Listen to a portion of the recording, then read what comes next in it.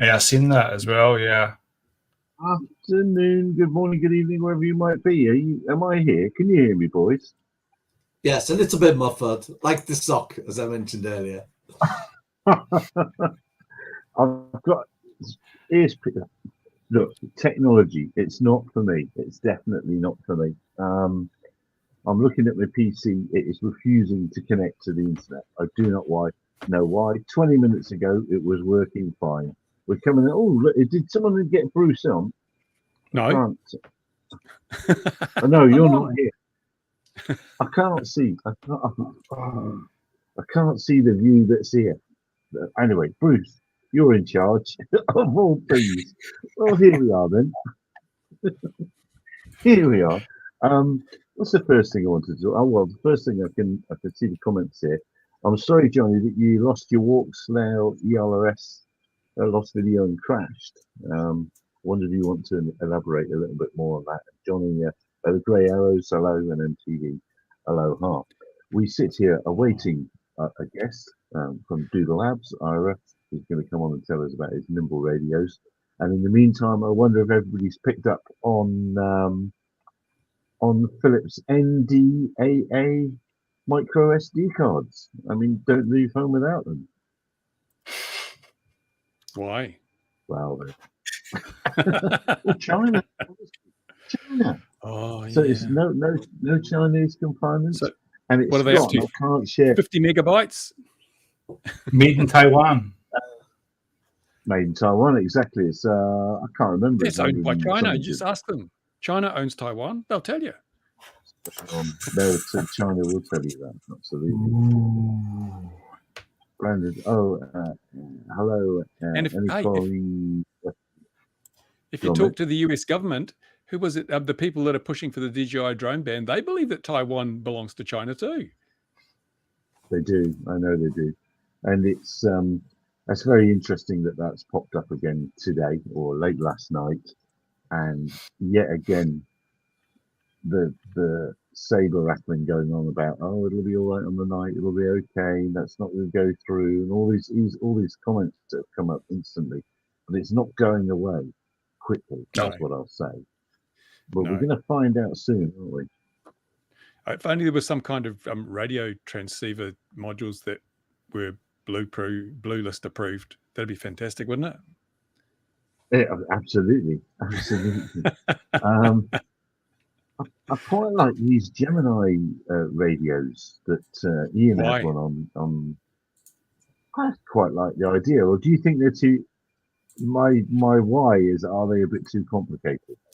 Are you talking dual band ones, or just the 2.4 gig ones? The dual band. The dual band ones, yeah.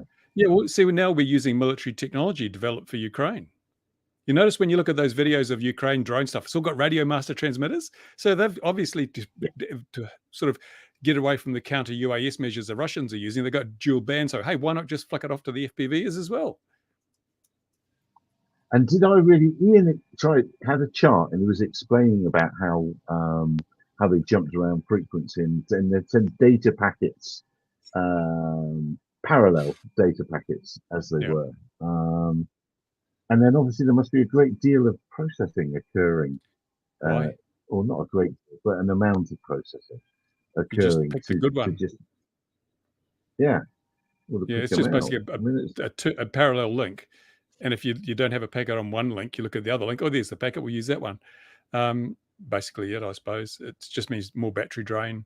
I think we overthink things sometimes. I mean, we in the hobby, how many times have people, apart from Johnny, well, he ran out of video range, but how many times have you outflown with ELRS? How many times have you outflown your radio link or been shot down by interference? It's almost zero these days. Back in the days of long wire, it was an everyday event. But these days, 2.4 gigahertz or 900 megahertz, it goes as far as you want. It's as immune as you need to interference. It's like, why are we trying to improve on good enough? Yeah, I'll tell you why. Yeah, well, because manufacturers need a new product to sell. Well, there is also that. I thought it was very interesting. No, I thought it was very interesting. I started that wrong. When they changed to 35 megs in the UK, 35 megs was a CD frequency down here in South Africa, and loads of people were then started claiming to be shot down by South African CBers when the conditions were right. I don't think that was Skip. the case. Good old Skip.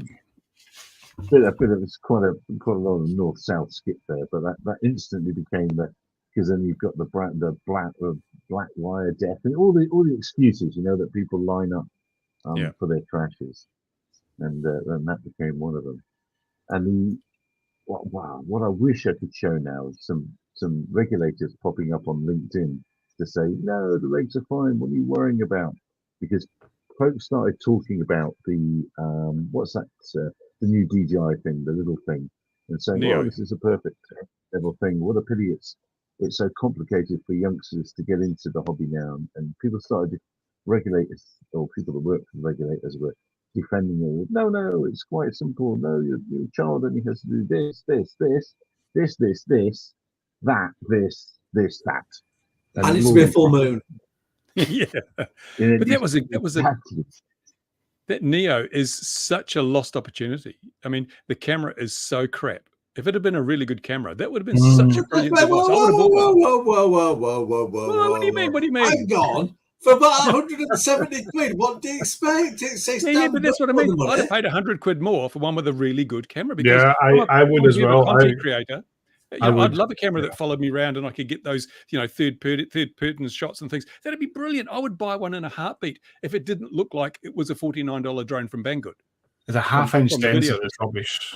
Half-inch sensor is just, it's just. I mean, it's pointless. I mean, it seems that we're going down the way, because we should be going up, we should be getting better, or we should be improving what they already have in a way. But going down is not the way to go. They'll bring out a new one. They've got that sensor is so cropped in order so they can still get good pictures when it's 45 degrees angled into the wind. It is so cropped that they're probably interpolating up from about 1080 or maybe even 720 up to the higher pixel densities, so that they can give that massive amount of electronic stabilization for the lack of a 3-axis gimbal. But I mean, it's a toy, but I would not be buying this one, because they will bring out a better one that has a really good camera that becomes a tool for the professional photographer, because who wouldn't want that? You can do a single one-person shoot and you get that footage you can get it no other way. It's brilliant, but at the moment they're just trying it out because the electronics in there, the AI, the tracking is fantastic. It's brilliant. And to burden it with a $5 camera, well, effectively looks like a $5 camera, just seems like such a lost opportunity. But what DJI does, they bring out a crap product and they improve, buy the next one. Yeah, it's not compatible. We have to buy a new radio control and a new this and a new that, but buy the next one and it'll be better. It's a test bed now. This is just a test bed, yeah. I still think it's amazing though that when you consider it's cheaper than a GoPro, that kind of thing. It's I still buy a GoPro. I mean, a GoPro would give you better quality images. It don't fly, so it's no good. You can throw it. They're pretty tough. They bounce. Check it out. If I could just tape a red Komodo onto that Neo, it'd be brilliant. I think I'm amazed at the creative ways I've already seen people crashing them, but it's going to be the only way they're going to get their videos up for the views. Mad did a great review, and he's there in the comments. He says wrong market. But it won't take much for them. If they sell boatloads of those right now, the version 2 will be out before you can say, oh, the new one's got a better camera. It really will. But it brings up a whole lot of regulatory problems, doesn't it? Because if you've got a fully autonomous little drone like that, if you're not using your phone, you just press the buttons and it flies around. How does that fit into the regulatory framework? It's a free flight model, isn't it? Can you fly it near an airport? It'll only go 15 meters high, so why should it be geofenced at all? I presume it's geofenced even in its sort of standalone mode. It's geofenced. Yeah, so how ridiculous is that? It completely, for me, I couldn't use it anyway, even if I bought the damn thing. I didn't realize it was as SF Drone School, no new DJI aircraft after January 2025. Yeah, it's still going to get through the next level, hasn't it? I'm not sure that's true. And what will actually be almost worse, well, you won't thank me for saying that, but it's this idea of ramping up the prices for all Chinese consumer products, drone products, until they're just priced out of the market. I think that'll be an even crueler death. But just cutting it up, just banning them. I don't think it'll be free by January 2025. I don't know. What do you guys think? I think there's way too many other things on their minds in the US around that time anyway, so there's going to be lots of other things that they have to deal with in January 2025. And then it'll be like remote ID. It'll be like remote ID. They will bring it in, it'll become a law, and then it won't be enforced. Yeah. I think so. And as you say, SF Drone School, Neo Pro, December 2024. There's enough time, isn't there? Because now there's enough time for that to happen. And it's probably already there. But I should imagine. But I should imagine every man and his dog's bought one. To be honest, if I was in the UK, I'd probably buy one just to see. Well, the only ones who haven't bought one is Bruce and I, because we think that they're just pointless at the moment. Oh, Ian, have you got one, Ian? Ian's got one. Of course, he's got one. You must have bought one, Ian, to go with your new. No? Oh, no. I will not be owning any drones while I'm doing campaigning kind of things, because it's just not worth the hassle. Oh, yeah. He hasn't got any money left after doing up his garden anyway. He's still got lights and all sorts of that. Garden is just a money pit. Just a money pit. He's even had foxes and squirrels installed. Here comes Ian. Other Ian. Is he? Yep, there he is. Look at him. Hello. What are you doing in there? You should be here. It's not for you. It's not for you. This is the future. This is the future.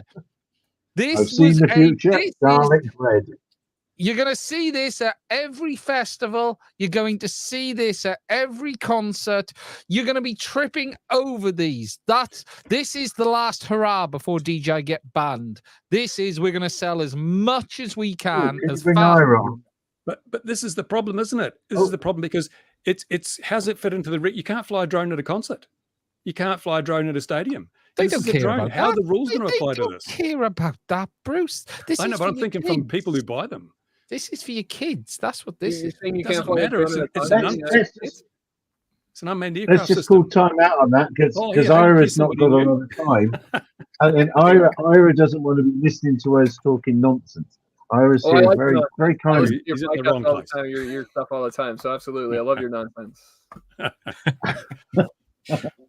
Well, it was Ian's fault. Whatever it was Ian's fault. And I think as long as we leave it like that, it makes it simple and easy. You can choose your Ian as well. Now, Ira, Doodle Labs, and I'm technically challenged this evening, so the wrong setup. I've forgotten the name of your little radios that you're going to tell us about. I think what we're going to talk about a little bit is the Nimble radio, which is the new way that we're packaging the transceiver together with the Mesh Rider OS. Okay, and so what's it going to do for me? Am I going to buy it, or do I have to be a military person to buy it? Yeah, this one's actually more around either military or commercial, but it's only 2.4 gigahertz and 5 gigahertz, which is different than our standard Mesh Rider offerings today in the Nano and the Mini, which have the capability of, we're about to launch a 433 megahertz variant all the way up to the 5.9 gigahertz that we have in different models. So this one's going to be more focused towards 2.4 and 5G, and it's also focused for manufacturers. They're doing thousands of radios or thousands of drones a year, right? So more of the larger manufacturers that have an enterprise level drone, like a Mavic sized drone or something like that, for what more people are familiar with, much larger than that little Avata that you guys were just showing. But really the idea around that is it's an 802.11 wireless transceiver that would have a shared compute. So really what Doodle Labs is, right, is we're taking that 802.11 chipset and we're breaking all of the Wi-Fi compliance. We're implementing that IEEE standard in a different way than you would typically. So we're able to affect the PHY level to change how we wirelessly communicate across the air, which gives us the capability of long range and more resilient links. So that's really like the secret sauce around what we do. And so we've packaged that up in our own onboard processor using OpenWRT as that routing protocol, which is the Nano and the Mini that we offer today, and all those different bands from commercial to military. And by the way, we have lots of commercial customers using that as well, outside of just military. But then that Nimble offering would be for like a like I said, like a Mavic type drone where you have shared compute. So we're going to take all of that special operating system and drivers that we do and package that up and put that into their flight controller shared compute. Maybe it's a Jetson or a Raspberry Pi, or the first architecture we're wrapping that up around is x86, and being able to let them launch using those types of things, but give them the same type of long range system using that transceiver at a smaller size. Just thinking about those frequencies and the mention of military use, aren't they a bit of I'm just thinking of kind of the Ukraine context of that. Isn't that a bit of a headache, and that those are the common frequencies that jammers will be out there for? Yeah, so it may not fit well in the military space at all, to be honest, depending on because the Nimble is a low cost, high volume type solution that's going to be used. And like I said, those more enterprise level drones, maybe not those reconnaissance or triple drones. That's where our other Mesh Rider, Nano, and Mini come in, where we have the capability of that 433 that we're just about to go into beta with. Generally, what we see deployed in Ukraine is somewhere between 1.6 gigahertz and 2.5 gigahertz is a very common frequency they use, as well as some of the upper 5 gig bands, so they can get out of that standard jamming. So given the military context, when in times of war, you don't care about what this spectrum regulator says. You use whatever frequencies you can. How frequency nimble are these things? If you were to provide to a military provider and they said, well, we're at war, we want to have this coverage. It's we don't care about the legalities because we need this to evade countermeasures. Can you rapidly update that kind of thing through the built-in networking? Yeah, great question. So the Nimble, no, that one's going to be 2.5 gigahertz. That's not going to use our frequency shifting engine that we have on the front of our standard offering. But I will say for Ukraine, we've been able to spin a number of different frequency ranges for them, including this new variant that we're working on. The way we're able to do that, about 2-3 years ago, in partnership with the DIU, we came out with that 6-band Helix radio, which is in one single radio, it's 1.6 gigahertz to 2.4 gigahertz, upper 2.4, and it gives us 6 different bands in that single radio that they can then choose from. And they really like that idea because then they could use that anywhere in the world, depending on what those frequency ranges are. I will say that there are many conflict zones that we're deployed in the different countries within those conflict zones care differently about the spectrum. Places like Ukraine, right? They're fighting a guerrilla warfare and doing anything in any way they can just to survive. There's other conflict zones around the world that we work with on a regular basis that are very frequency specific and very specific around a lot of attributes of RF in how they deploy their systems. So it depends is probably the bigger answer. And then anytime you get out to a maritime type deployment, they don't care at all, as long as it's not interfering with the current systems. Yeah. So it's like Zigbee on steroids, is it? No, Zigbee is such a low bandwidth protocol. Yeah. It's much different than that, right? It's like, you can't really compare it to even like ELRS, which uses Wi-Fi 802.11 based chipsets, but uses LoRa. But again, that's for small data, long range. We're extending that 802.11 to have high bandwidth secure capabilities at long range as well. So generally, your range is a fact. We factor in your bandwidth and your RF power or your sensitivity, and the more bandwidth, the less range. So, how are you getting these extreme ranges with this very high bandwidth? It's all physics, right? So I would say it goes back to depends on where you deploy. There's how much they care about like FCC versus non-FCC world. I would say in some of the conflict zones they're deploying them, they're using bidirectional amplifiers paired with our 1 watt radios and able to achieve over 85 kilometers with a tracking antenna and bidirectional amplifiers and our radio in all combined into a single package. And as a mesh network, you could stage it so you could have multiple craft. It would be relayed from something far away to something slightly closer and a chain of...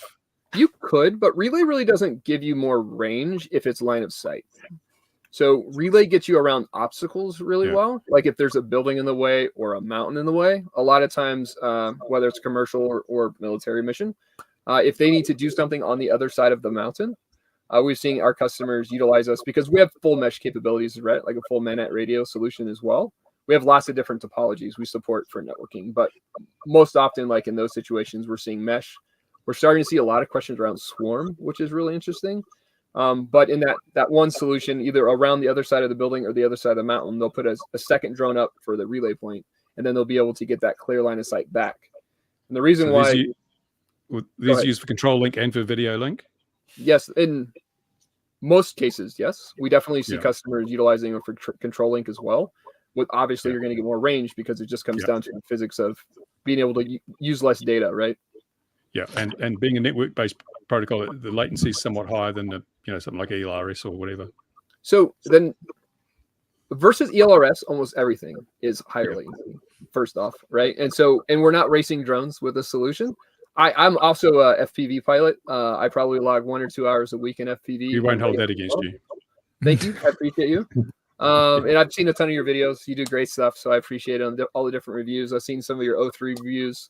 I got a little Cinewhoop with the O3 in it that I love to fly around to get RC.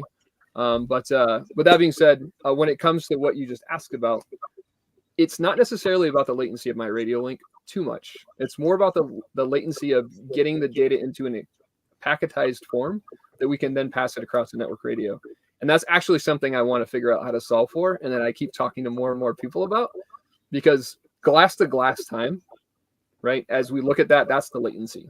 And so if we decrease, and the other way I also look at it is the more latency we have, just the less accurate we can be from like an FPV perspective. But if it's 100 milliseconds or so, that's not a big deal in an enterprise type drone that's got self-flying capabilities for the most part. But when you're in full acro mode, that totally changes. And most of that time is actually in the encapsulation of using the encoding, using the H.264, H.265 to encode it, to get it into a packetized form that you can then decode to get that glass to glass time. So if we can figure out that middle piece, that codec, I can move that data in 10 or 15 milliseconds. It's funny, actually. It's fun. This is a bit I've spent a lot of time looking into, and if I'm right, what you guys are doing, because I've had a bit of a sneak peek under the hood at some of your gear as well, and you're doing something very similar, as I understand it, to actually OpenIPC is right now. So you're taking, when I say off the shelf, I mean existing Wi-Fi based ASICs, not necessarily anyone, but you're then leveraging your own software to you're using the hardware's capability in a new way, and it's very similar to what OpenIPC is doing. We call it Wi-Fi, but it's not Wi-Fi. The standard isn't Wi-Fi. You're completely changing the packets. OpenIPC is using WFB. It's interesting what you were saying about the encoding latency, because that's what, if you look at the lowest latency system today, HD0, that's the bit they've cracked that no one else has. And I actually, talking to Carl at HD0, the bit Carl actually does is he took a whole step out of the pipeline. He took away, first of all, you have the video encoding part, then you have the RF encoding part where you're putting in your error correction, your FEC. And what Carl has done is done things a little bit differently, and that's how he's managed to strip 10, 20, 30 milliseconds off the latency. But it's really hard to do. But it's interesting because you guys have, I've seen some manufacturers. I think you're used in the Skydios. I've seen you in some of the Skydios. You might not be able to talk about that, but I thought I'd seen some of the modules labeled in all sorts of stuff. But it is interesting. You haven't seen us in Skydio. Oh, right. Okay. I thought I saw it. There are many good platforms out there that are running us today. Yes. Okay. It's interesting because this up until now, this whole link has been owned by custom ASICs. So DJI and a couple of others, they've all been running off their own hardware. And now we're starting to see more than one solution. Yours has been around the longest, actually, doing this, which is taking off the shelf hardware as such, not having to spin your own silicon, and then changing how that behaves to suit your own needs. And it's an interesting move. The beauty of that, though, is that, and we're very open about it. A lot of people like try to use that against us. But there's a lot of smart people that are developing the IEEE 802.11 standards. Why would you not piggyback on the top of all of those guys if you know how to tweak those settings in the right way to be able to affect the filer, to be able to have that long range system you need, but at a much lower cost? That's already guaranteed on the standards, right? We're not having to figure out those pieces. All we're having to figure out is how we tweak those to use in our application. And so, you know, there's some very exciting things coming with latest chipsets versus what we're using today. Because they're just around the corner. That's going to leap forward where we're at today and where we can go just by utilizing new standards that are already out. Now, you mentioned cost, and I checked. I couldn't find your stuff on AliExpress, so I presume it's not cheap. So I would say it's definitely not cheap, but I would say that it's inexpensive and compared to other options that have the same full feature set that we have today. So it's all relative, right? You have to figure out what the total BOM of that build is and what they're selling it for. You know, to get a NDAA compliant IP radio that has the capability of doing mesh relay and all the different network topologies that we can support, and be able to deliver that in a conflict zone using our anti-jam, anti-interference software. It's priced better than almost anything else out there that's able to do all of those capabilities. You sound just like my Bentley car dealer. A question I got, and you might not be able to answer this, because one thing that's sort of separated DJI and the others is, like, DJI is using LTE-based modems, and there is a lot of IP around that makes it almost impossible to do that in the US. Have you had support from the chipset manufacturers to do what you want to do, or have you guys had to go outside of that to get to where you are today, or are they on board with supporting? Yeah, we have a direct link to the manufacturer, which is Qualcomm, in what we do. Absolutely able to say that. We talk about that as well. So yeah, we absolutely do. We work with them. They work with us in trying to extend what we're able to do. And we've been doing this for 25 years. A lot of people haven't heard about Doodle Labs until maybe recently, because we've had so much recent success. We're definitely kind of in a new renaissance, if you will, from where we were before. But, you know, Nimish, who's our CTO, started Smart Bridges back in 1999. And really his goal was to take 802.11b at the time and extend that outdoor as well, which he did for point-to-point, point-to-multipoint fixed wireless for those ISP worlds. And in 2008, he shifted that to focus on the transceiver, where we did a number of different connectivities. And then we got funded by the DIU to come out with this latest revision that we have of the Mesh Rider and the Nano. I'm curious what Kevin's question was. I didn't get to read it because I was trying to talk. Sorry, Bruce, can you see if you can put it up, because I'm on my phone and it's not working. It's up now. It's up right now. I'm reading it. Is it now? I can't see it. Oh, okay.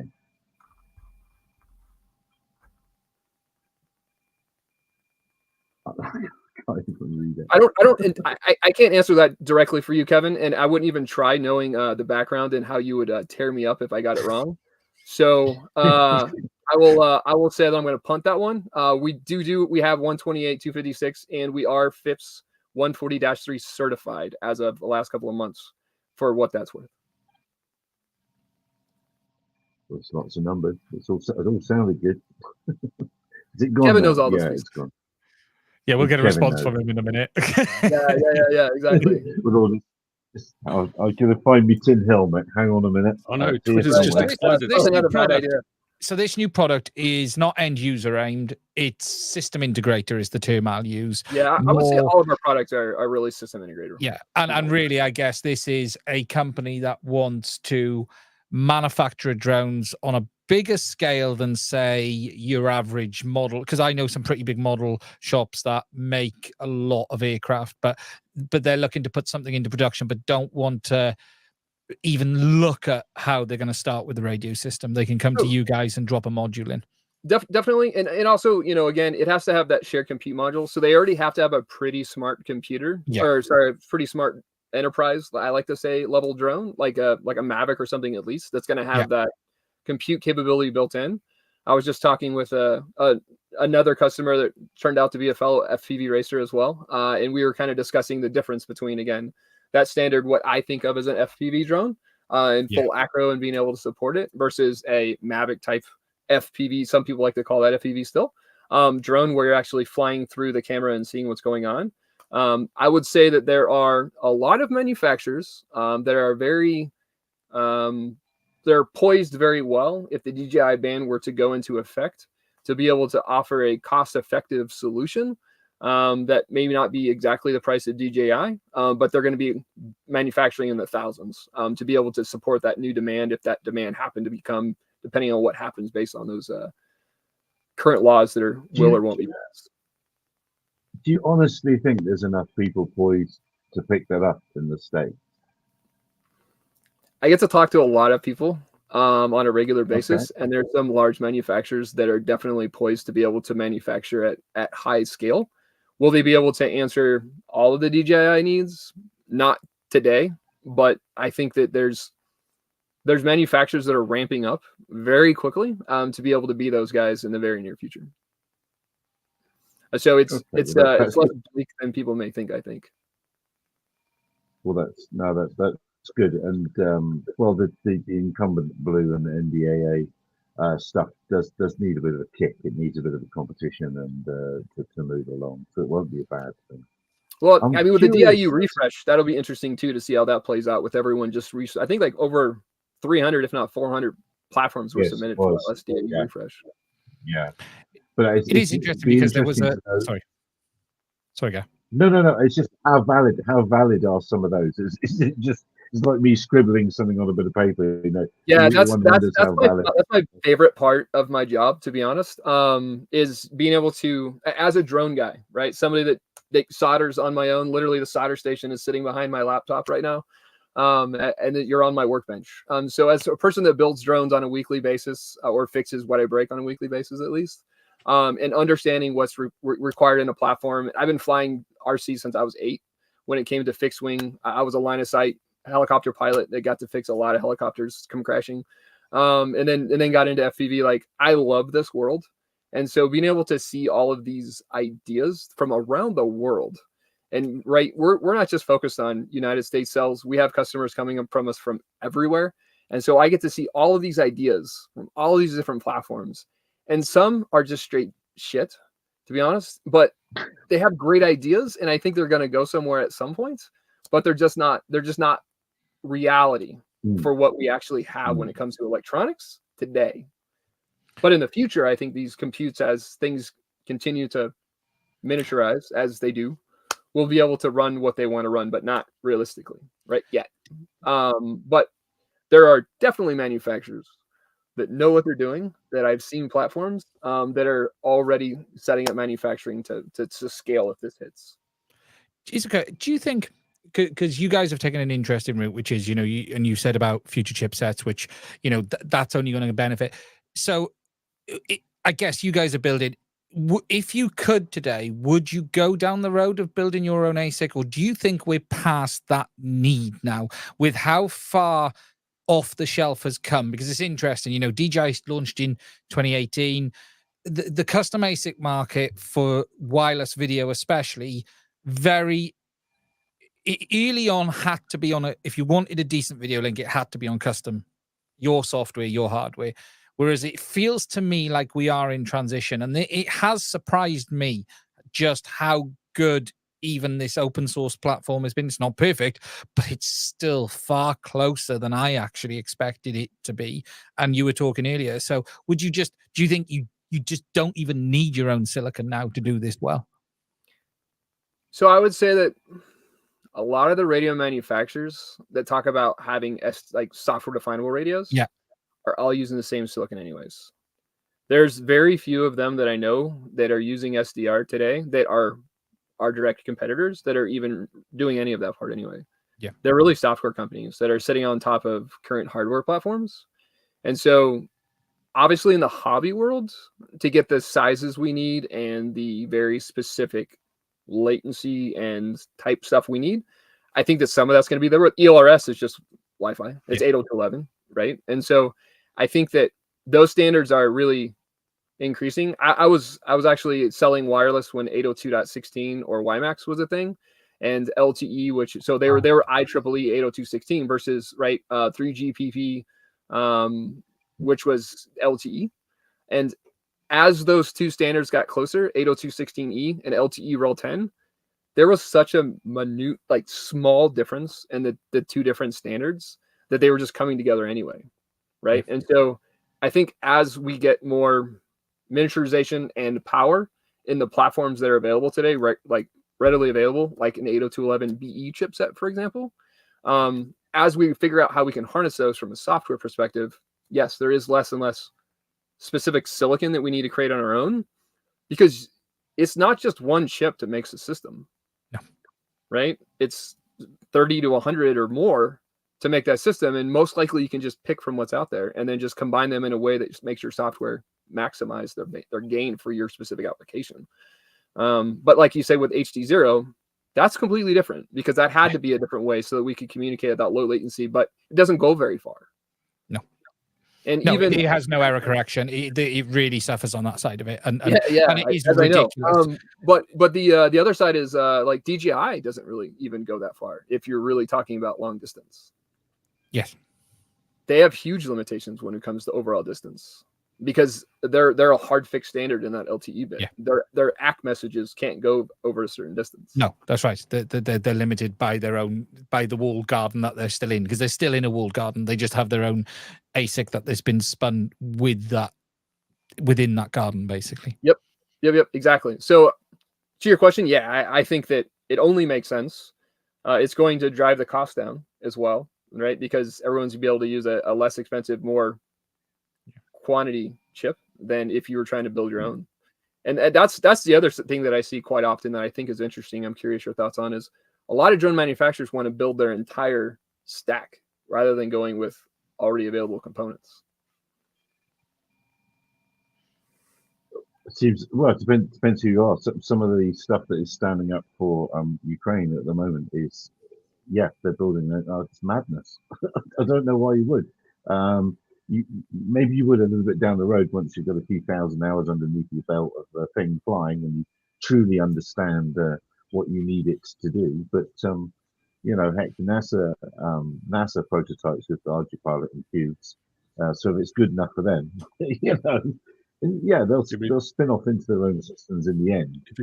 If you've got true vertical integration, though, you've got full control of the supply line. You're not dependent on some third party if they decide no longer to make this particular device. As security, investors love to see that sort of thing. That's a good point. That's a really good point, actually. The timeline, though, and the cost to get to market, though, I think you're right. I think it's that whole crawl, walk, run, whereas they should be focusing on getting a platform off the ground and working, and then start to work on integrating that into their own solution from the top down, not from the bottom up. You tend to see that, especially if there's VP money involved, because they want something for that money. And you are far better getting a product in a customer's hands. Whereas when it comes to having a lot of VP investment, I think companies are far more happy to burn a couple of $100 million on entirely in-house stuff that there's something afterwards if it all goes wrong. Speaking of investors and so forth, how much AI is in your stuff, Ira? Must have a bit of AI in there, right? Keep trending. Whole bucket of it. I will honestly say that from the full turn of AI, no. We do have some algorithms running in the background, especially in our sense capabilities, that's checking different variables, but definitely no AI today in the software. Nothing sells a product more than AI. It's just added value. AI. I hear you, man. I've just checked his website. I got to be a real guy, to be honest, though, at the same time, right? I've just searched for the words. It's not even there. I've searched for it on the page. Not even any blockchain. No blockchain. I was going to say, blockchain's the next one, isn't it? None of that, man. We're just making good radios and selling them. So these are real products, then. Real products. Yeah. That's a bit unusual in the modern age. Yeah, exactly. It's wild. It's interesting because if you look at where you are right now, I sort of think you're the guy selling the shovel in the gold rush, because if the ban goes ahead, and it's looking very likely, if I'm honest, in everything I've seen, and look, I'm personally not convinced it will last that long, even if it does happen. I think it will happen. I actually think now it will happen, but there'll be movement afterwards. But as you say, there are people poised to enter the industry, and to get in fast, you're not going to have time to spin up your own RF systems, your own radios. You're going to need to move very quickly. Yeah, I agree. And not your autopilots either. It's exactly what I've been thinking too, Ian. Is like, I'm an entrepreneur spirit guy, and I've always thought, hey, this new thing, like in Arizona, we were able to sell fireworks, right? And so I was like, hey, I should go open a fireworks stand, and then I didn't.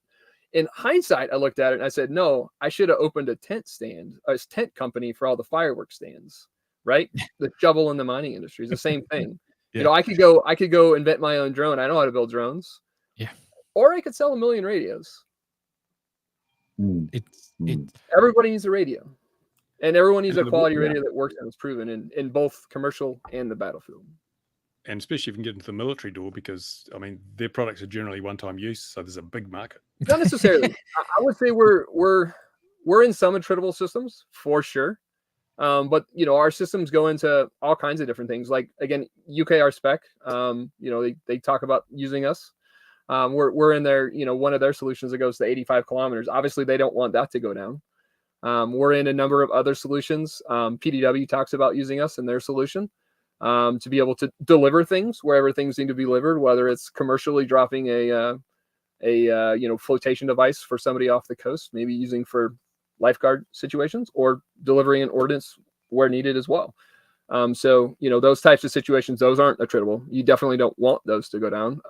They're more attritable than the Predator, but you can also have a lot more of them. There's companies. I recently started reading the book called The Kill Chain that was written by the CSO of Anduril, and just understanding what that need is and what that gap is between me being a United States guy. I know you guys are all around the world, but you being a United States guy, focus on where we're at when it comes to those types of solutions that we're going to need in any potential conflicts. There's a huge gap between us and, say, some of our people that we have be in that conflict zone that we need to fill. No, absolutely, and no doubt you're being all the replicator things, because that's going swimmingly over a year now, and still nothing's happened. Well, I mean, other than AV being able to sell almost $1 billion worth of the Switchblade, right? Oh, yeah. Well, yeah, that doesn't. Don't wind me up. Why were they even allowed to do that? It's like, no, that's nothing new. No. Yeah, I think they're still trying to figure all of those programs, right? Which is why I think the DIU refresh is such an important aspect of getting that. We obviously need to fix a lot of our procurements to be able to facilitate the rapid adoption of these UAVs and UGVs across our military and all the other ones that we work with around the world, because that's not just us, a U.S. problem, I would say. But I think some are more advanced in trying to figure that out because they have less years of trying to figure that out, if that makes sense. Yeah, absolutely. And of course, the AV are very famous for their 6-channel radios that they had in their earlier stuff, and you just snap in the battery and the thing might light up because it's one of 6 to choose from. It's just, yeah. Anyway, there's problems with any solution, but we're all trying to solve the same problem, right? Deterrence. But yeah, it's a fun world to be in. I've very much been excited to be a part of the UAV world, especially finally professionally. Although that I've been around it for forever, and technology is my hobby, so I like to really understand all of the things along the way. Well, we're certainly hello to Carl, I should say that as well. And Mick was there as well. We've come to a point, those autopilots you mentioned, and you're saying get smaller and smarter, and those unusual platforms that people want to fly. We are at the point where you can pretty much fly anything, even if it's an awful design that shouldn't, that has so many problems. You can probably get the thing airborne. We're in a very, very, very interesting time. Anybody can make one at the end of the day when you put enough parts together. Yeah, absolutely. I mean, the Ukrainians have had so many crazy designs that they've been able to deploy autonomously, be it, whether that's like their pipe plane or their retrofitted Cessnas to deliver mission. Well, the pipe plane, that's like, what's that lot that the making things in a shipping container? Firestorm. Yeah. Those guys are great. That's a pipe. That's a pipe. No. It is. It's a printed pipe. It's a printed pipe. It's just a pipe. But it's nothing cutting edge, is it? Right? But they're an amazing platform to be able to deploy anywhere in the world and just pump out drones. It's pretty awesome. I don't know. Me and my oppo down here, when we saw it, we couldn't see the air conditioning in that container. You wouldn't want to be coming to Africa and sit in a container and make your 3D printed planes. They're pretty smart guys, but they've thought through those things out. Well, I hope so. Sounds like your radios are in their gear. I'm sensing that. Are we getting that sense? We're in a lot of systems, man. I did think I'd seen it in the Skydio, but I must have got that wrong. It must have been something else I was looking at that was similar to the X10, because there's a few aircraft of some similar, you know what I mean? Teal talked about us quite a bit. Yeah. Oh, do you know what? It might have been Teal, actually. It might have been Teal I saw it in. It's but no, look, it's very interesting to see a player that is doing something outside of China in this market, because the reality is, if you look at DJI, for instance, their core technology now has actually, what set them apart is the radio. Look, making things fly, actually, as Gary said earlier, is actually very easy today. Yep. Let's be honest. Flight controllers, even I do that. Yeah, it's sorted now. Yeah. What's really set them apart is the video system. And if I look at, especially from consumer market, when you were looking at Autel, have had some pretty big problems with theirs. Parrot, in their consumer drones, they literally used Wi-Fi. They just went down the Wi-Fi route.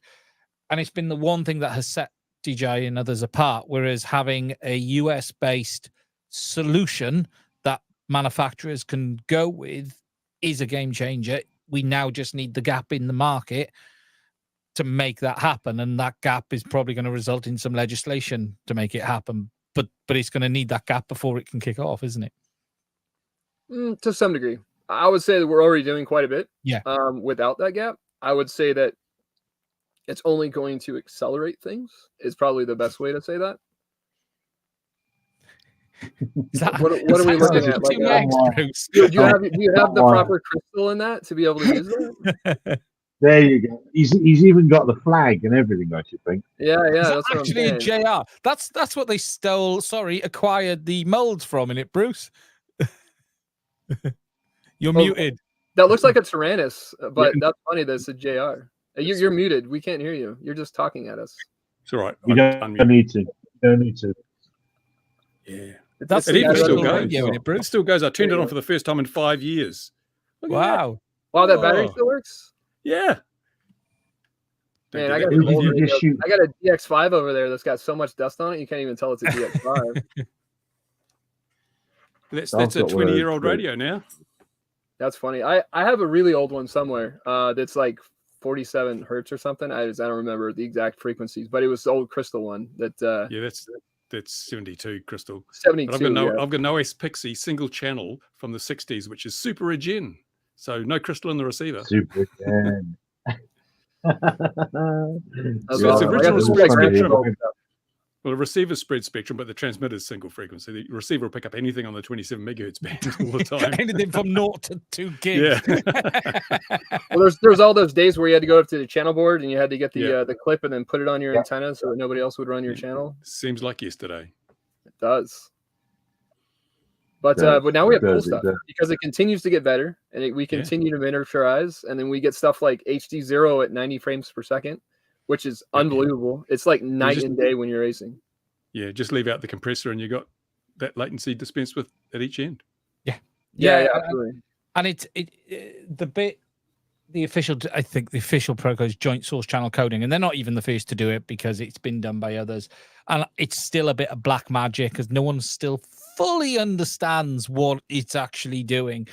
It's binning a lot of data and recovering that the other side, mostly recovering, I should say, and that's where you start to get issues. But it is incredible. Like when you look at HD0, I've measured less than 3 milliseconds on the bench to start, which is, it's basically, as you said earlier, the glass, the physics speed is less than a millisecond, and then everything else is encoding on top. And FPV, traditional FPV now, sub 30 milliseconds, everyone's comfortable with. Yep. Flying drones up to 100, even 150 milliseconds, anything like a camera drone is absolutely fine. Even fixed wings fine up to that level. It's only when you sort of get above 150 milliseconds do you start to think, I moved the stick and nothing's happened. you can start to see it then. Mind it's you get the difference professional between seeing and feeling it, though. Yeah. I could when they first been at the FEO5, I think it was, camera, and it had a 40 millisecond latency in the camera back in the old analog days. I could feel that. Everyone could feel that. It was a great camera, but the latency was just like you were always behind the curve. And I know people like myself with extremely high skills. I mean, I noticed just the 1 nanosecond per foot associated with range. You're trying to figure away. Crashes after 10 propagation. Foot, there's too much latency. Yes, that's it. It's just like driving an F1 car versus a boat, right? Like that's like the feel. You can't necessarily always see it, but the feel is completely different, right? Like going from FR Sky to ELRS. I never did the Tracer or the Crossfire or anything. I was on FR Sky before I went to ELRS, and it was like, I mean, the second I flew ELRS, all of my receivers are still in the box, brand new, never got used again. Like you should have gone from PPM to S-Bus. That was the biggest jump. I definitely did those too. Yeah. I definitely go back that far for sure. I was flying the Orange RX from Hobby King, correct? But it becomes then, like, today the problem actually isn't latency. It then becomes a problem of jitter, and you're then dealing with. That's a really good point. You can deal with latency if it's constant. Yes, when it's changing, and it really screws you. And that's the one that really catches you is the variability. And something DJI did recently in one of their systems is, latency can actually be high. It's what I've really learned on digital video actually, and it doesn't apply to analog because everything is synchronized. If you think back on analog, your camera is reading in and your display is reading out together. Well, in theory together, but with digital goggles, there's a little bit in that. But with digital, we have this now. Every system has a very different frame delivery. If you take DJI versus HD0 versus the others, and now it's not about just the system latency. It's about how is it delivering that frame to the user? Is it writing it in lines? Is it like DJI's original system was dropping half a display image in at once and then holding for 10 milliseconds and dropping the other half in. So it's no longer just about latency. It's now about how does the whole system deliver that image to you as an end user, and your perception of high latency could actually just be very poor or variable frame delivery. The system's latency could be very low, but if each frame is one frame's at 10 milliseconds, then you've got a 30 millisecond gap, then it's different, Well, that's an old one. I love high latency. I like because it means you don't know about the crash until later. Oh, that's a really good point. Absolutely. I think you're right, though, Ian. I think it's going to be solved with software, whether changing the codecs, right? So right now, everyone uses H.264. If you're lucky, H.265, and we have that keyframe, right? And so it sends that one good image, and then it sends the diff, and then it sends a one good image, and it sends the diff. If you miss a keyframe, things go haywire for a minute until you get another keyframe. And so there's a number of different approaches that are using different codecs that could be coming to the forum, depending on how that software works out. That MJPEG for the win, or others actually that could potentially have some type of special way that they send that data and not care about the loss, but still be able to develop an image when it's bad and then get back to the good image when it's good. So there's lots of different approaches that I'm starting to see because this is an area that I really care about. So it's, again, a personal interest that I'm trying to figure out and talking with different people about what those solutions are. And there is one that's out there that we've been having a quick conversation with that I'd love to get down the road with and be able to help my customers with eventually that could bring that latency down quite a bit by just not caring about keyframes. With the needs of a compression system that's working in a high noise environment is different to one that's designed for your DVD or your streaming service on Netflix. Well, that's what we're using. Yeah, exactly. We've got the wrong tool for the job. Because and in those scenarios, Bruce, the data loss was never anticipated. There was never an anticipation of. They did not want data loss, right? They would rather the image die than get data loss. Yeah, in their world, other than a dirty disk, other than that, world, the data is there. Right. In the FPV world, right? Like Evan Turner says, if you want to be good, learn how to fly with a really bad image, right? Because that's where you win races. That needs to be the same for the standard when it comes to other aerial platforms as well, in my mind, if you're going to be able to get that low latency. And that's why analog still wins, because even in really low signal noise areas, you can still see something through the snow. But with digital, you're looking at a frozen frame or nothing. And even with HD0, you got this patchwork quilt. So you're right. And we can put like super hot signals on it. The only bad part about that is, right, like the FPV drones are flying with analog. If the Ukrainians, or they're vice versa, they're both doing it, right? So if the other side wants to see what your video is, they just throw on a set of Fat Sharks or orcas or whatever, and now all of a sudden they see your feed too.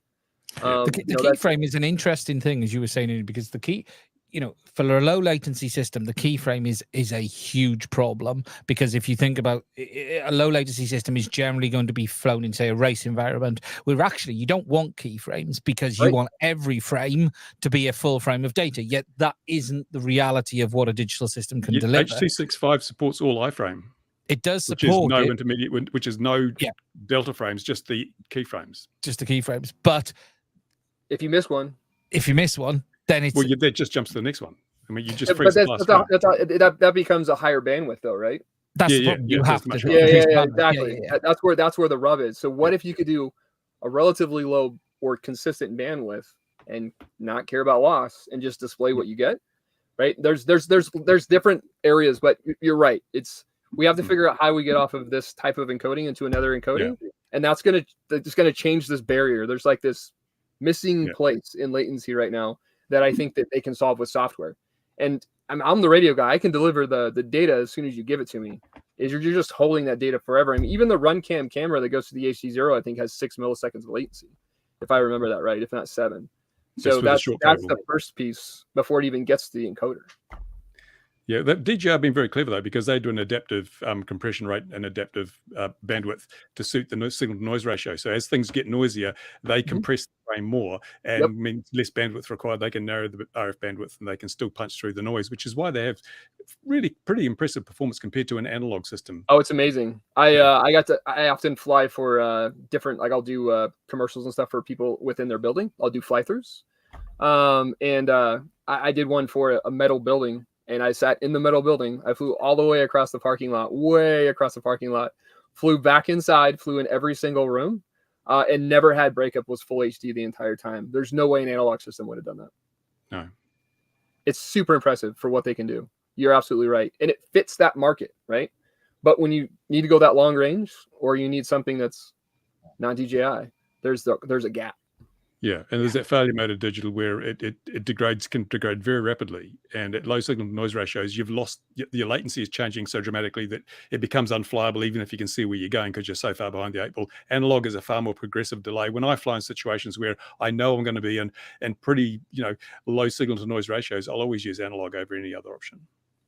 That makes sense. Well, this is this is unusually deep and grown up there. I'm not sure what's going on. What's happening? So it's all NDA. It's ready to go. I can come and buy a box of 10,000 a time for my new drone.com Willy Bizzo super thing. Yeah, what definitely. I was going to ask was, with the multiple potential for jumping around the frequencies, how do your antennas handle it? What antennas are you using for that? Cope with that. So we're definitely in the business of making radios.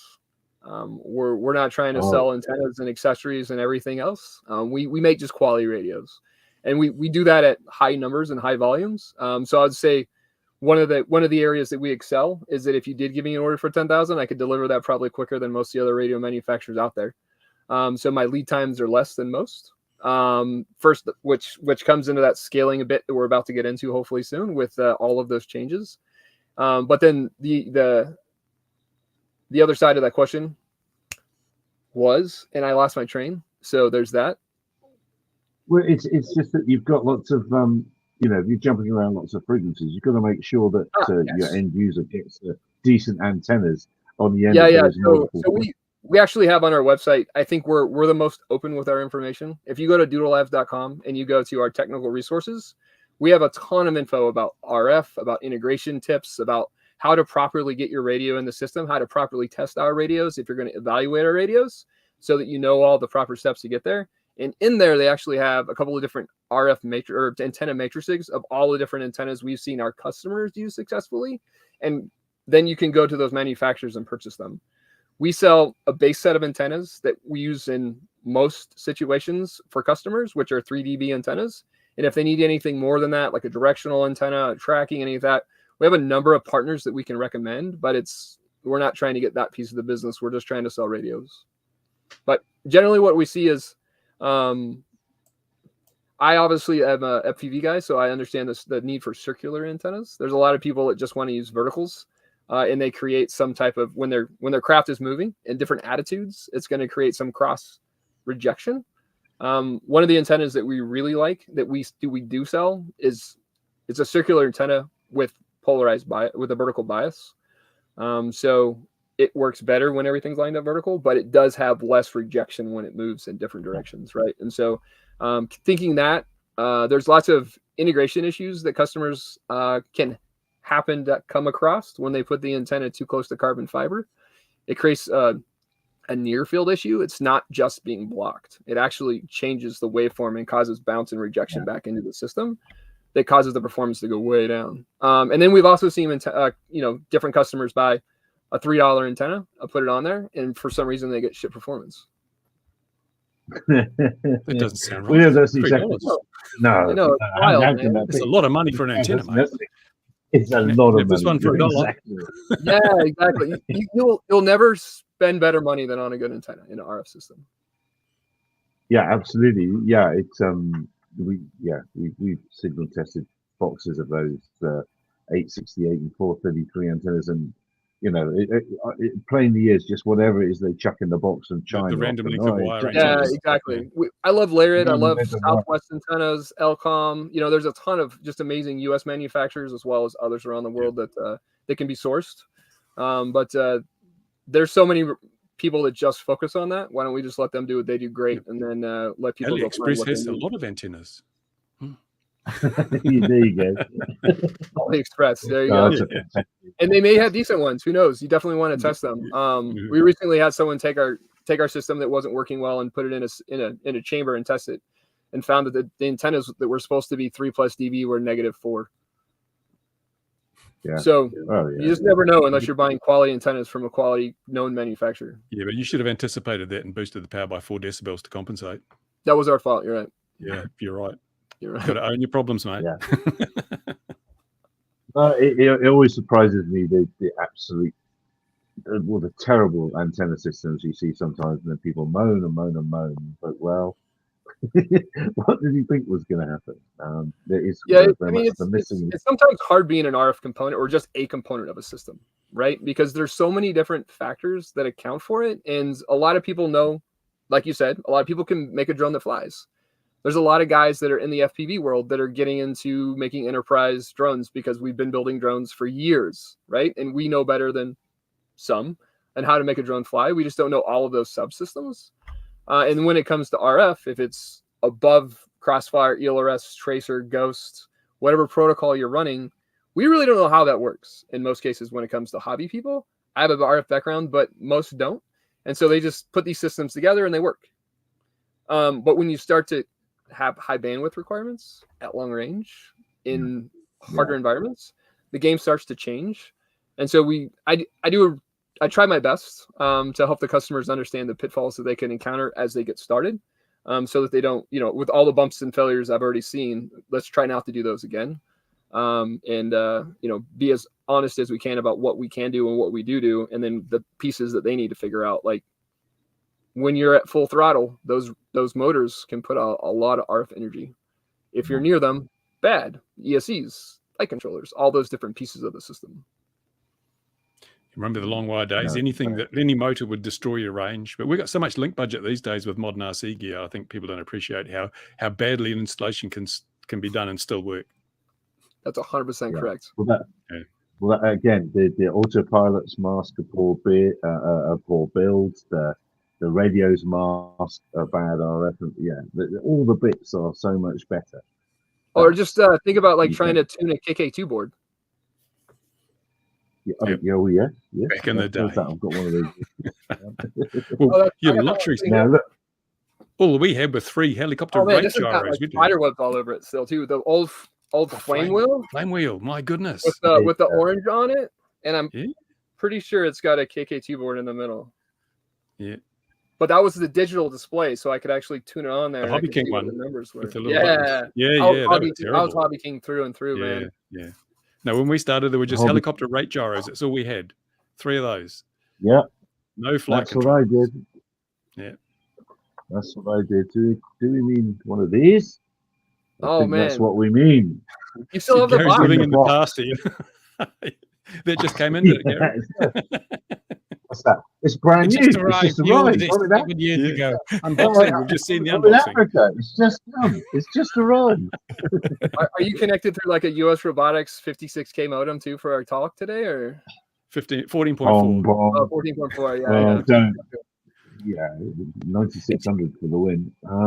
It's a shambles, Ira, yeah. because he makes all this money on YouTube, right? And he's clearly not Yeah. spending it on his infrastructure. He won't supply himself power. He Doesn't doesn't even have buy internet that himself works. internet connection.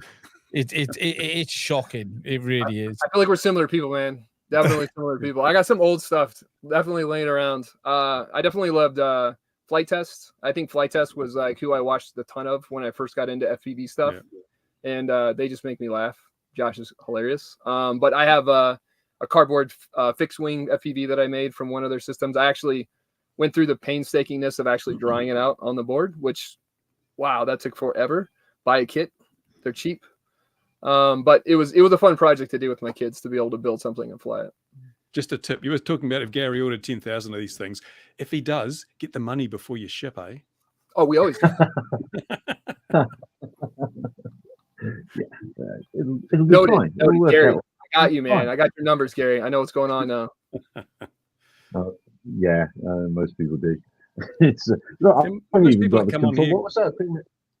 Almost, you can say, Gary, most people that come on here go on to great success. We had the guys from Skydio on here, remember? And look where they are now. Yes. So, yeah. Absolutely. Yeah. Here before, We're just before catapult. What you're trying to say? I need to clear my schedule because I'm gonna be really busy. Yeah, that's right. Yeah. Well, Bruce does like a catapult or a trebuchet as a delivery drone solution. Trebuchet for the win. It's not a bad launching situation if you can get the recovery back. Definitely right.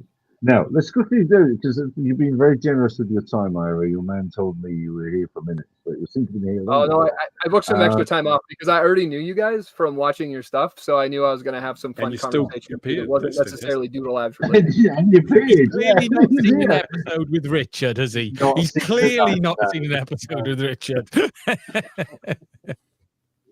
Well, I wanted to almost skip it, and Ira will have some input on this as well. Back to the nano thing, is it the nano, whatever it's called, that new DJI thing that Ian says it's not for us. The Neo, that's it. We're talking about the DJI Neo. Yeah. The silicon on that is all Chinese, isn't it? And they've got a very, very modular system, or not modular system, a together system. It's interesting. You know, when I tore the Avata down, the Avata 2, we were looking, going, oh, there's a big step change here in what they've been doing, but it still wasn't fully. You know, there were elements they were still using U-blocks, for instance, for the GPS chipset, a number of other things. This appears, and there are bits that I still haven't fully checked, but I will call it as 99%. Okay, there might be some Texas Instrument power regulation, which is chosen not because there isn't Chinese equivalents, but what DJI does is make a product that is reliable, and they won't want to compromise themselves. And power delivery is the one bit that will bite you if you make a product, as Ira will know himself. You know, if you cheap out on the power delivery, you're dealing with RMA hell for a long, long time. But everything else is Chinese. Even there's no U-blocks in this. It is a Chinese GPS chipset. Everything now in this, they seem to be able to walk away. Now, does that mean they can do that with their enterprise products? Does that mean they can do that with the bigger products? It's not clear, but there's a definite move to separate themselves off from Western component needs from the seams of it. Does that go hand in hand with cost? Probably as well. The reality is the Chinese equivalents are cheaper. It is incredible what they've done in this. You know, if you think it's a $160 drone, there are 2 custom ASICs in this from DJI that they run everything on. Everything runs on basically 2 ASICs that we believe is in-house, and that's it. It's everything. There's SRAM, there's storage, there's power delivery, but everything is ran on these two ASICs. And DJI is almost a software company now. If you ignore the ASICs are doing some of the heavy lifting. The reality is everything else is software. That goes back to your question earlier. Everything's going to become software too, right? Like that's at the end of the day, everything's going to be sitting on that standard platform sets. Yeah, and they've done, and what is interesting is they've moved to a standard platform. They have their chipset, which is the E3T. It's in everything now.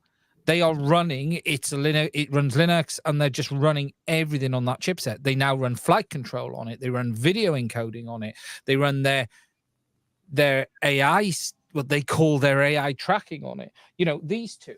Here's the Avata 2, right? So this is the bigger camera drone, better camera. These two have the same hardware. They're just doing different things with the hardware. The cameras are not the same, but the video processing chipset is the same. In this drone, they use it's not even a video processor, it's just an ASIC. They use the ASIC in this for giving you higher res image processing. In this, they're giving you that ASIC for tracking and those nice features. But it's the same chip. And what's interesting is to watch DJI just keep putting this in different products. It's in their action cameras. It's in their wireless systems. They're using the same chipset in this as they're using in their ground-based wireless systems for video DJI transmission for the pro industry. They have 2 or 3 pieces of silicon that they are using in basically everything, and then just changing what they do in software. Is that the 04 unit? It's the it's 03 and 04. The new 04 chipsets in these two. They use the 03 in others. There's 3 chipsets depending on which one they choose. They swap one of them out basically. But yeah, and you know, it's really interesting because they are the same product other than the camera.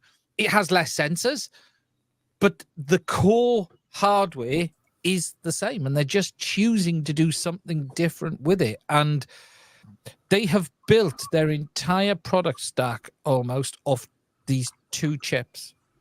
And that's what's put them ahead of everyone else in the consumer space, ignoring obviously the industrial stuff. But here's the crazy thing. If you take M300 Enterprise, it's the same video chipset. It's the same ASIC. They're just leveraging different software on the top of it. Just 2 chips, you say? Eh? Obviously not made by Pringles. Not made by Pringles, no. But I think you're wrong on this, drone. I think it's cute. I violated this one anyway, so for $7,200, that's amazing. Yeah, it's ridiculous. I wouldn't be shocked if they're almost losing money on it. I want to say with this, like the GEP RC with the 03 air unit in it, like that when I bought it was 400, 500. I don't know what their BOM cost is. I'd find it hard to think they're making much on this. This can't be, you know, but what's allowed them to do that is you look at it, there's all this custom silicon in this, but that's been paid for by the M300s, 100%. By those other products, you know. Is that a diatone, Gary? Yeah. That's funny. No, Gary, old stuff, dude. Do you have anything that's not from like 10 years ago? Look, even his electricity, even his energy supplies from 10 years ago. Exactly. Is it brand new because it was never flown, or is it brand new because I don't know why? It's new. I don't know. No. I flew this one. I flew on a bit. All my good stuff, but then son's got. Oh, that's amazing. Yeah, they goods they get stuck, they get stolen away, and he's a much better FPV driver than me. So, you know, that's fine. It's all good. My son used to race FPV with us, and he crushes me. Even now, I practice a lot just trying to be somewhat competitive. I'll never win anything, but I love to fly and be competitive, at least against the people I know I want to keep up with. As they get better, I try to get better. My son will sit down in 20 minutes. He'll beat my score that I've been grinding on for 2 hours. Just wait till you get to my age and your reaction times are measured with a calendar. Yeah. That's where street league now, Bruce. Spec racing is so much better for those things. Yeah. Now, Cliff mentioned it. Now, Mr. Hudson, what can we or can't we mention? I'll leave it up to you. Well, we can mention the ICO have got back today, and they've taken up a case against, I think it's Cumbria Police, that where the Mavic was shot down. So that one's going to get a decision, and I'm confident on that one, that they will lose. So that's interesting. There's the CAA. I've got a bit of a bizarre situation going. I won't show the freedom of information at the minute because it's kind of three similar. They're kind of related, but I've got a bizarre situation which I've never had with the CAA, where they're saying they don't have information, which I know is fact they do. So, and I don't like to call people liars and stuff like that. I think it's a little, when I'm on freedom of information, I like to keep things very polite and civil and give people the benefit of the doubt. So I just don't know if there's some procedural thing where it's fallen down between the freedom of information team and the wider business. But I've asked a fair question. I haven't got a fair answer. I pointed out that I know they have the information. If it comes to it, I'll be able to prove to the Information Commissioner they have information. They're pretending they don't. For however that has come about. So I just put it as a question, saying, do you know how you've been able to determine that you don't have the information when I'm confident you do? And they've just escalated it straight to an internal review, which is where someone separate to the original person looks at the response and sees if they can come back with any different determination on that. But that's one where I will have no choice but to go to the ICO if they come back and keep saying we haven't got anything, because I can prove as fact they do, and I'd probably prefer to do that straight to the Information Commission and let them sort it all out if I find myself in that situation, because something's gone badly wrong when you're in that situation. But I've never had that before. I found them generally to be prompt with replies back and fairly straightforward and honest. If they don't want to reveal something, they'll usually find an exemption that way rather than saying, we don't have it. So we'll see what comes of that. But that was a little bit strange. I just need to answer DJI Dronescape. Bruce is the only one of us that has any fancy dresses. But anyway, so that's the story. Yeah. There was a question up here as well saying, Ian, show us a drone. I don't know how I could show a drone because I do not fly drones while I'm in this involvement of mischief on freedom of information. It would ultimately bring me.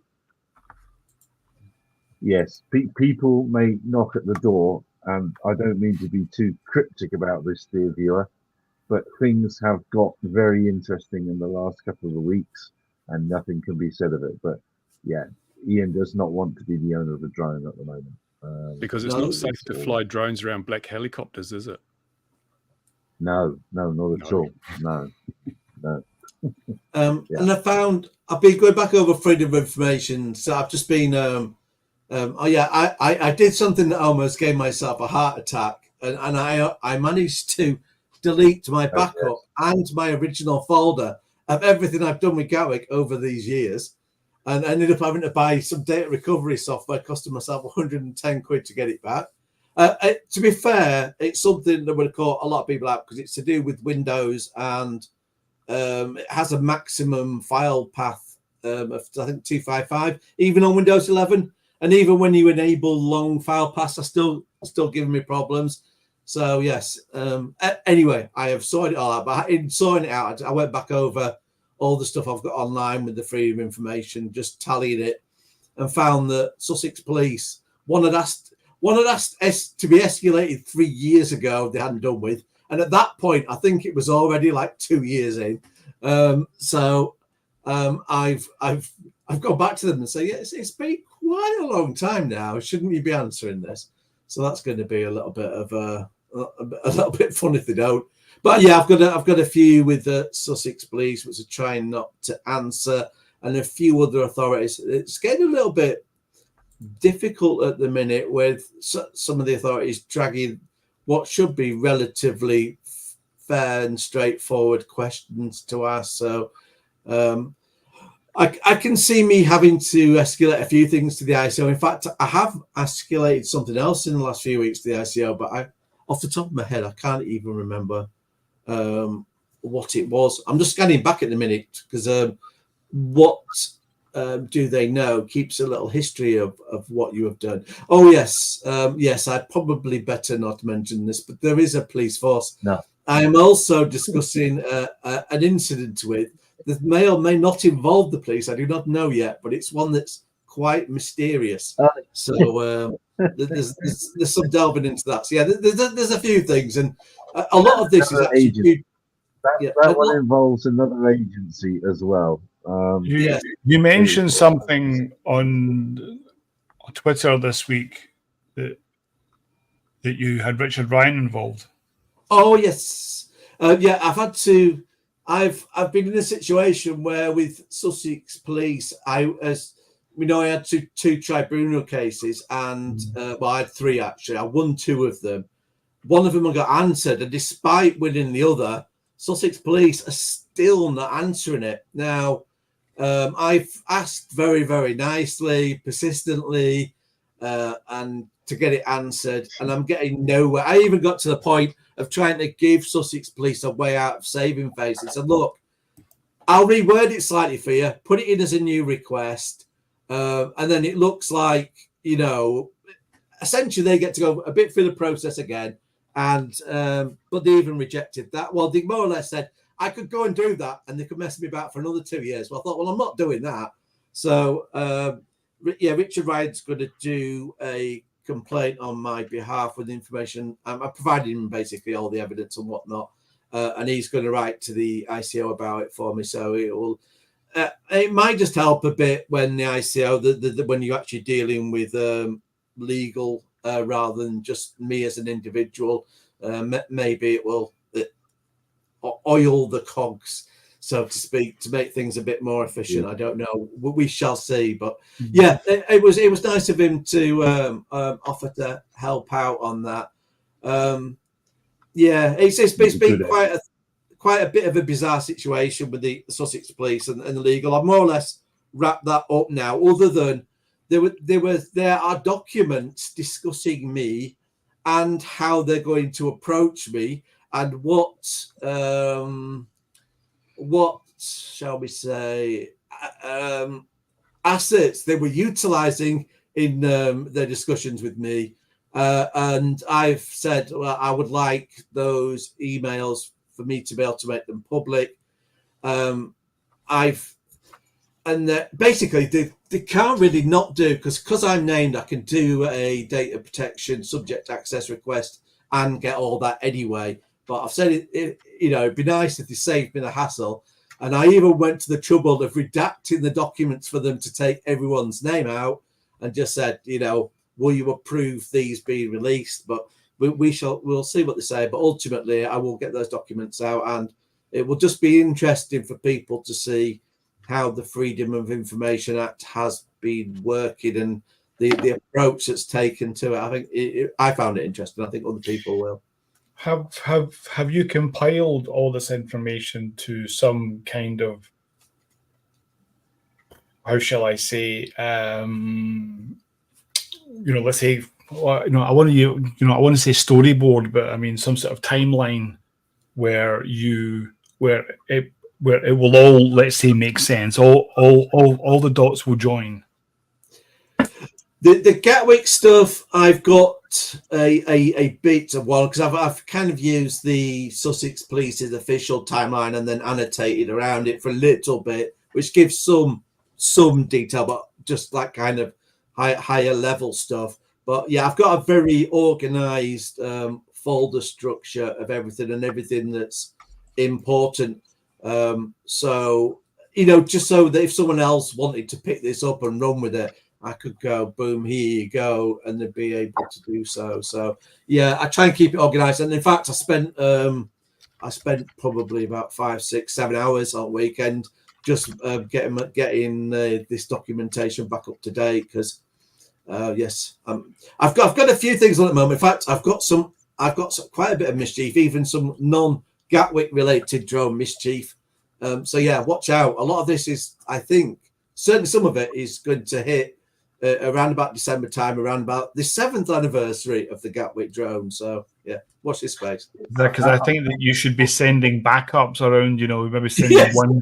I think she should send one copy to South Africa, one copy to New Zealand, and one copy to Finland, just in case. Okay. I'll come a long time. The Ira's going to go, guys. Ira, thank you very much. Very, very generous with your time, and we can talk about you soon as you've gone. But no, thank you very much indeed.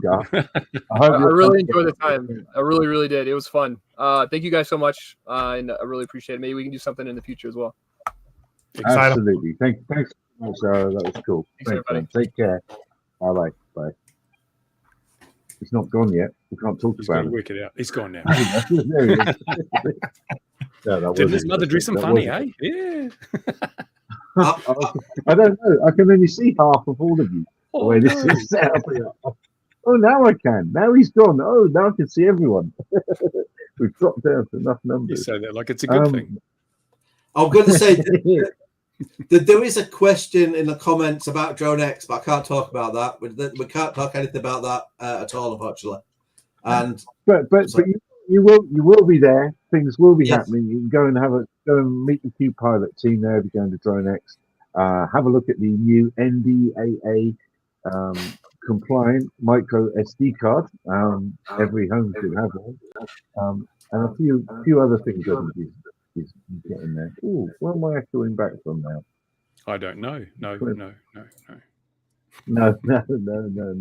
Yeah, and hopefully you will do some streams for us there, Ian, or at least we can twist your arm to go around and look at the stands and talk to people. I might do a little bit of live streaming on X on there, maybe if there's a few interesting things and whatnot while I'm there, because I've not done that before, just as a nosy. And I'll be interested to chat to a few people down there, see what's going on. And when is that again? When is that? Is that the?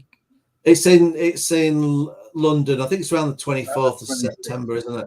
Because I'm going to be at, well, I've been invited to speak at blah blah blah Expo Donica in Madrid. So I'll which is on at the same time. So I'll be in Madrid. So apparently you'll be getting the sunshine and we'll be in the rain. It's not fair. There's a song like that. There's also the British military cameras. Go on, yeah.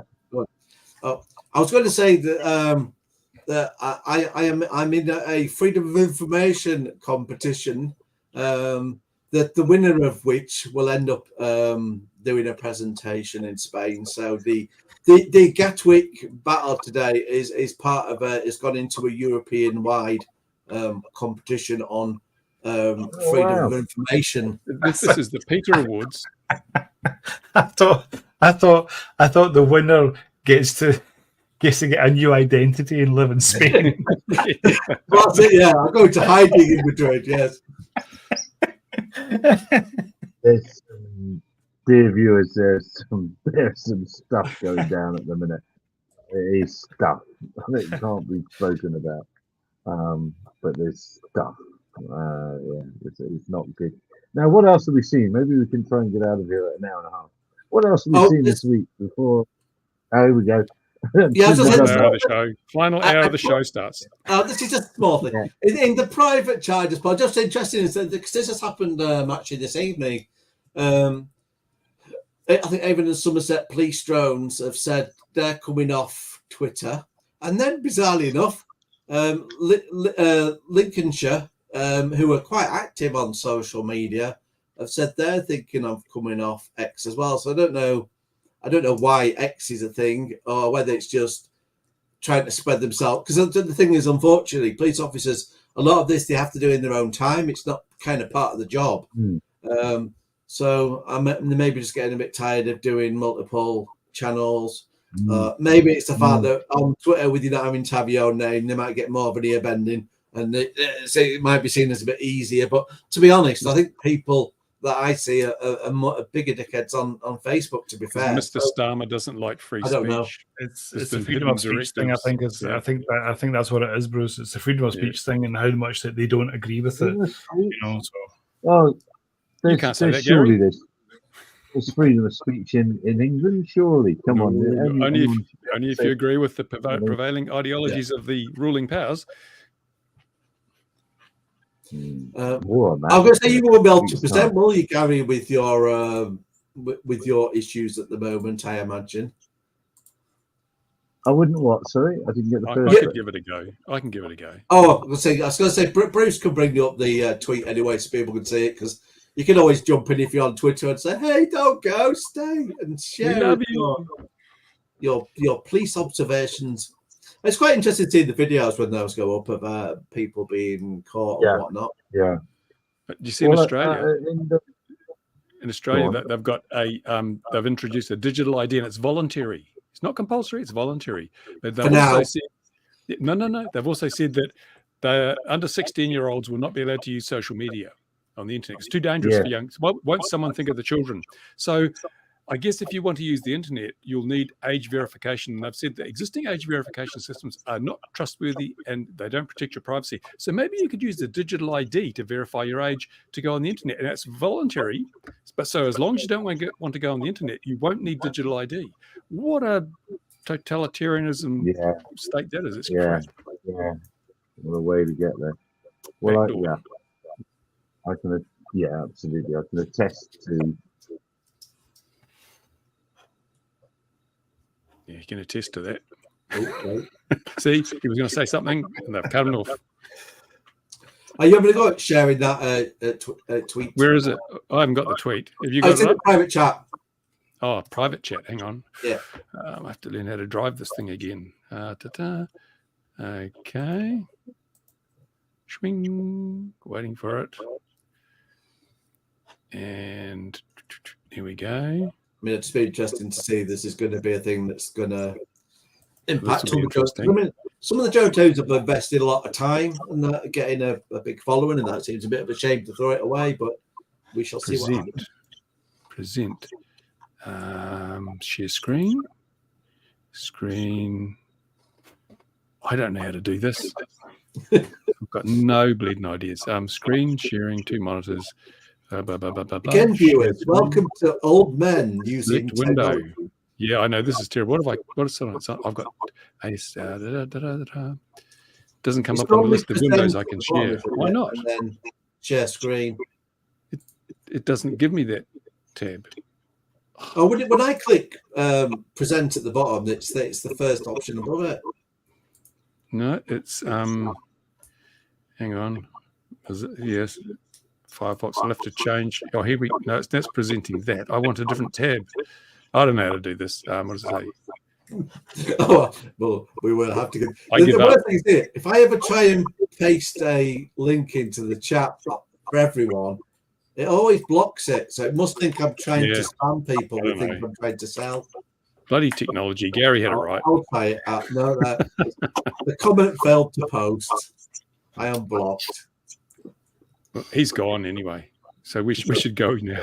We should go away too. Just call it there. We can't work anything. It's broken. Yeah, the spook's got him. Never mind. So that's it. That's the end of another show, and I won't ask Ian for anything else because he'll keep us here for even longer. And I will press the buttons. So thank you for watching. Tune in the same time next week if we're here. Ending stream. Clicking button once.